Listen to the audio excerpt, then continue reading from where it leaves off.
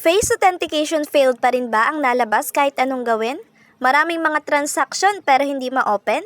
Ano nga ba ang dapat nating gawin? At kung hindi ka pa nga po nakasubscribe dito sa ating YouTube channel, ay i-click lamang ang subscribe button at ang notification bell para ma-update ka sa mga susunod pa nating tutorial videos. Step 1 ay mag-face authentication po kayo. So kapag may lumabas na ganito, face authentication failed, click nyo lang po yung submit a support ticket.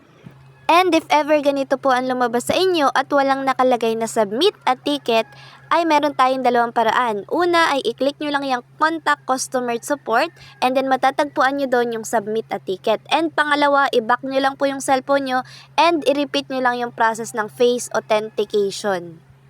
At once na lumabas na nga po yung submit a ticket, ay meron po sa inyong ipapa-fill out na form. Then, i-fill out nyo po yung mga kailangang information, yung mobile number, yung inyong email address, kung saan isesend po doon kung ano na yung update doon sa inyong inquiry. Next, ay maglalagay naman po tayo ng ating ID. Isang ID lang po ang kailangan at kailangan picturean natin yan ng back-to-back. Kung applicable po yung likod ng valid ID nyo. At ito nga po pala yung mga list ng ating mga valid IDs na tinatanggap ni PayMaya. I suggest na maglagay na rin po kayo ng picture ng likod ng inyong ID para mas mapabilis yung process ng ating inquiry. Then, ang kasunod po niyan ay kailangan nyo mag-picture kasama ang inyong valid ID. Yung harap po ng valid ID ang dapat makita habang naka-selfie po kayo. Malinaw din po dapat yung picture at kitang-kita po yung inyong mukha. And the last one po is yung description. Dito nyo po ilalagay kung ano ba yung problem nyo na na-encounter kay PayMaya. And kung face authentication failed po yan, you can freely copy my message kay PayMaya. Nandito po yan. And once na na-check nyo na nga po lahat ng inyong information, ay itap nyo lang yung privacy notice and I am human. And then click submit form.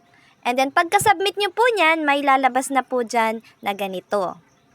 Tandaan nyo pong mabuti yung inyong ticket number. Kasi po, kung sakaling may tumawag man po sa inyo, galing po kay PayMaya, ay itatanong po yan sa inyo. Tapos mag-wait lang din po kayo ng 1 to 2 days at magme-message po sila sa inyo through email. So once po na naka-receive na kayo ng email, ay meron naman po sa inyong magte-text na pwede na po kayong mag-login sa inyong PayMaya account gamit ang inyong OTP.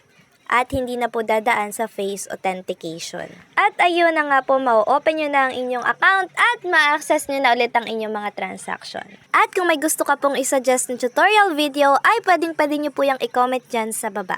At kung nagustuhan nyo nga po ang aking video, ay huwag kalimutang i-like at mag-comment. That's all and thank you so much for watching!